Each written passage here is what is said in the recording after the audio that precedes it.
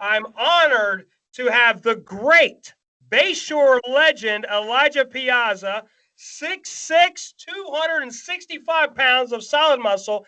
It's been a while since I've reached out to Elijah. I wanted to get his opinion. There's a lot of basketball stories going on here in the news. Yes, and you're probably thinking what I'm thinking, $228 million for Giannis, the Greek freak. What is your initial thoughts on that? Just that kind of money. For an athlete these days to be getting that paid that kind of money, we even saw it in our generation with some of the great guys, right off the top, talking about Michael Jordan and Shaquille O'Neal signing those big monster contracts. And, these days what these guys are getting paid is a phenomenal amount, but, they deliver. I mean, you watch those guys play. I mean, that guy's moving. He's what, 7 foot, 7'1"? Yeah, he's almost 7 foot. He's 250 pounds. This guy's big, strong, can run out of the building, jump out of the building. Look, this guy's he's worth it. As crazy as it sounds, it's a ridiculous amount of money, but he's worth it because that's what they're willing to pay for to keep him in Milwaukee. Now, I got to ask you, Elijah, you were one of the greatest Bayshore Christian basketball legends. Okay, you froze up there. You still with me? I'm with you. Perfect. So you now have you been following any of the other Bayshore guys? Now I understand that there was a group created not too long ago, Christian Pate and Steve Rodriguez. They've got a great channel. They've been having a lot of interesting debates on there. Now I was concerned because I don't know, have they interviewed you yet, or can you tell us a little bit about that, or what's going on with that situation? All I can say is I think maybe they're saving the best for last. I know I'm scheduled for they refer to it as a debate between my brother and I. But all that being said, no, I have been keeping up with him, and I've watched multiple interviews with him. Their purpose is one thing, and it's to kind of have a camaraderie amongst Bayshore alumni, and they really they really maintain a strong feeling of a sense of good. They're really not there to get into the meat and potatoes about calling people out or calling who was better than who. It's more right. Just how you've been, good kind of feeling, which I think it's good. It's a good energy. I'd like to see him ask better questions, but if I wanted it that bad, I guess I'd do my own show, right? That's right.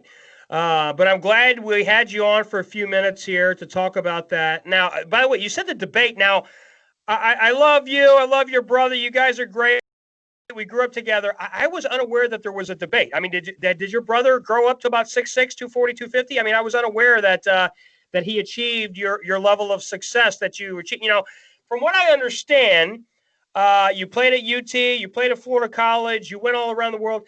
You also went over to Europe. I did another video where I talked about Giannis as one of the greatest European players of all time with Dirk Nowitzki. He's born in Greece, talking about Giannis. Where did you play in Europe? You played professional in Europe. Can you tell us a little bit about that? Brussels, Belgium. Okay. Small place outside of Germany. It was low level ball. We weren't making a lot of money, if any at all. You were barely to break even after paying taxes. It was in a lot of situations you had multiple athletes living in same conditions just because you didn't know how long you were going to be there. It wasn't the glamour that you would want to imagine, being a professional athlete. Just getting a paycheck to play a basketball sometimes wasn't worth being away from your home and your family. And sure. So that's, I wasn't at the caliber of Donis there making $22 million. I'd been lucky to make $22,000. So yeah, it is quite a difference in comparison. But nonetheless, it was an honor to at least be able to say I played at that level and got to achieve that. And there were a lot of other Bayshore players, that played, at least in the college level that I'm aware of, and that had great careers. And that's what I think the boys over there trying to do. And to answer your question about kind of a debate or comparison with my brother and I think that's maybe just Steve and Pate's way of just getting us both on at the same time. Maybe it's better content to have my brother and I talking than to just have me talking. I'm not that exciting, but it was great to watch the Blocker brothers, John and Mike, kind of debate back and forth. And there's that chemistry there, and I think maybe that's what they were going for. Maybe the word debate might not have been the appropriate word, but nonetheless, I do appreciate they're showing what they're doing. I mean, they basically watched a local guy, Joe Falone, which, and you guys know Tampa basketball, you know Joe.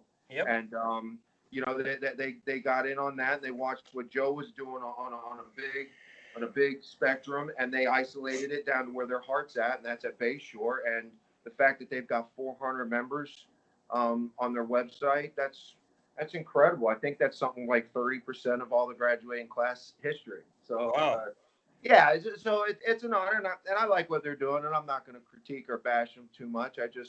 I'd like them to get more opinion of the, you know, when they get the good guys like Derek and Brian and guys like that on, they should be asking those guys who their top 5 is, who they'd like to play with. Yeah, Derek. But again, it's you know, Brian Peterson.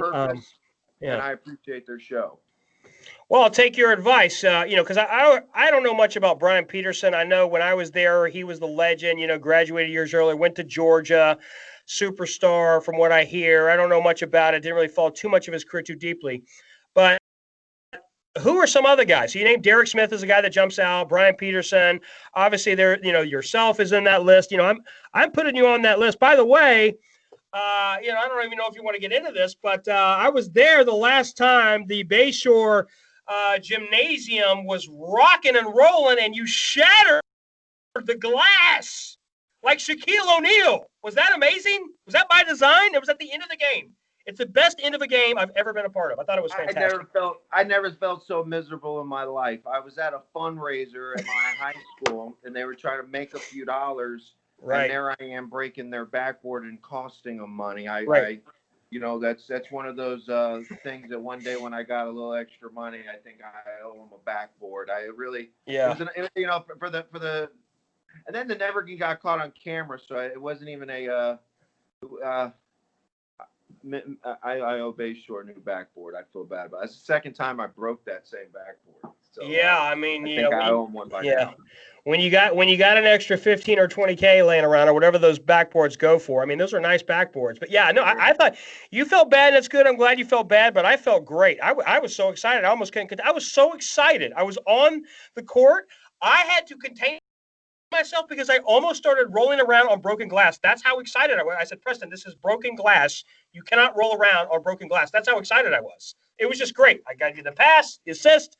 I thought it was exciting. I thought it was a great moment. So it was a great moment. It was a good moment. My kids got to witness it. So that, yeah. But from what I heard the next day or so, when Chris Fitzpatrick, actually, one of his friends' kids go to Bayshore, and he told me that the story goes is just some old guy broke it. So I don't even really it's not even I don't even get a name. It's just some old fat guy broke the room. That's how it works, man. The kids these days. I'll tell you. So last thing. Now, I remember we were growing up. You know, we seeing Giannis's hands. You know, $228 million. We always saw Julius Erving's hands on the Coach Elaine's door. He always had the photo printout of Julius Erving's hands and how Julius Erving's had like the biggest hands, and your hands were as big, if not bigger, than Julius Erving's hands. Can you tell us about that? Yeah, I got you know, one of the biggest advantages you'll see that Dr. J or many other athletes had at certain points was the, I need those. You need them right now? Take them, just get them back to me. That's fine. Okay. Sounds like Elijah's using those hands to choke somebody out. You froze up there for a minute, Elijah. Are we coming through good there?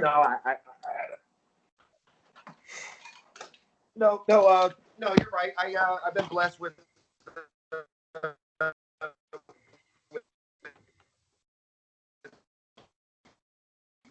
You froze up there, Elijah. So you try to refresh. You kind of froze up there. We're getting a bad connection out of you there, Elijah. We're freezing up. I don't know what's going on here. If we're getting hacked, but we may have to end it there. But you're breaking up, Elijah. Try to rerun one more time. But go ahead. Yeah, that's better. We're kind of breaking up there. So we got about another minute to go because you're freezing up there. But so how would you like to end this? If Steve and Christian Pate, I still want to call him Mr. Pate. I mean, he was our teacher, so I still call him Mr. Pate. I mean, So yeah, he was our teacher. So what are your how do you want to end this video? Besides telling everybody to like and subscribe to our channel, which is critical and key. I think if there's one thing that Rodriguez and Pate need to do is they need to get you involved in the show. They need to. There we go. Yeah, that's what they need. That's they need your excitement. Steve is a mastermind at his creativity of getting getting all the information out. Yeah. His post sign, and Pate's great with his input and take on the game. I think you add in a little bit of what you got going on there. A little juice. I bring the juice. Anything, it's right. Y'all need to team up and use that Bayshore camaraderie, and absolutely, you guys might get a contract somewhere. Absolutely.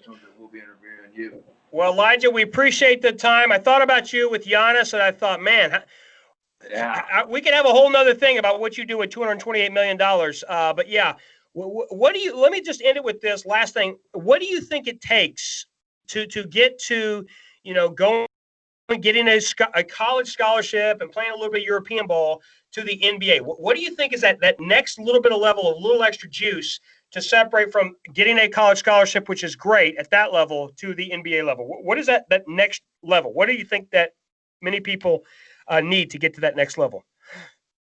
You got to have the ability to look at yourself in the mirror every day and ask yourself a question and tell yourself the truth. And the question's always got to be, am I better today than I was yesterday?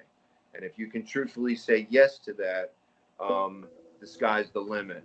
Because you can lie to anybody in the world, but you can't lie to yourself. And if you're able to do that as an athlete or in any aspect of life, even whether it's even with your religion or your faith, you look at yourself in the mirror. You don't have to be a perfect person, but am I better today than I was yesterday? And you're on the right track. I think any athlete takes that perspective, they're going to succeed. You can't think, am I better than the guy next to me? Because at the end of the day, the unfortunate truth is, once you go from high school to going into a college level, the guy sitting next to you in high school ain't going to be sitting next to you in college. So you don't worry about the people around you. You worry about, am I better today than I was yesterday? And that would be my only advice to any young person or any person who wants to just succeed or move forward in life. That's a great point. Well, Elijah, we appreciate you taking the time. Thanks again. Like and subscribe to the channel. We really appreciate your comments. We look forward to hearing the feedback. Hopefully it's positive. If it's negative, feel free to send it my way. I'm happy to address it. But thanks again, Elijah. We appreciate your time. You be safe, Preston. It was good talking to you, man. God bless. See y'all Good later. talking Bye. to you too. Thanks again. See ya.